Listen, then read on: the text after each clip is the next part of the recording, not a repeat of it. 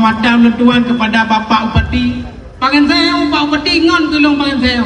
Mudah-mudahan budaya di Aceh Timur bersama Bapak Upati dan yang tercinta insya Allah maju ke. Karena Aceh Timur harus garam.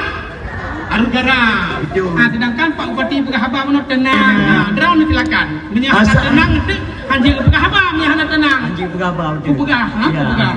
Karena cerah-cerahnya mesti sudah legah dong.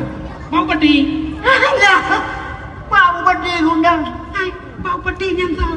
Pak Iskandar Usman Arfan laki nuturi. Kenapa yang pegah hari gonyan? Gonyan jino siat, digo Kontiak katu no katu ini tu buat cerah kontiak pakai teo. Nah nurul yang kok bereh pakai teh. Bahkan maksud leon gonyan jino, Bupati Aceh Timur. Betul. Bupati Aceh mendang yang viral ini siat.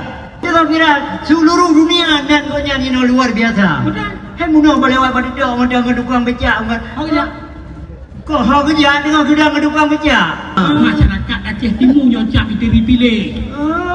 Masyarakat Aceh Timur apa kata masyarakat Aceh Timur? Betul. Yang lagi nyanyi dong. Ya ini kan aku pegah katnya nekalan wajah ke urung panehi katnya. Cini kalon. Hai urang ini agak wajah gonyan wajah dunia. Gejak warap hiurang Arab. Mana nak urung wajah akhirat nama. Tolonglah. Kayu Aceh bangga lagi wajah Bapak Upati ini.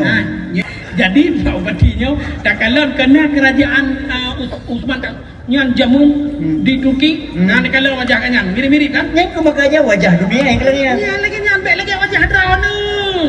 Hana tupat mirip dengan uri bos.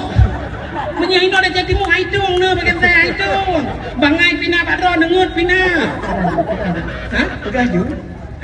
Anak bukan lain yang nabi motor drone tewa.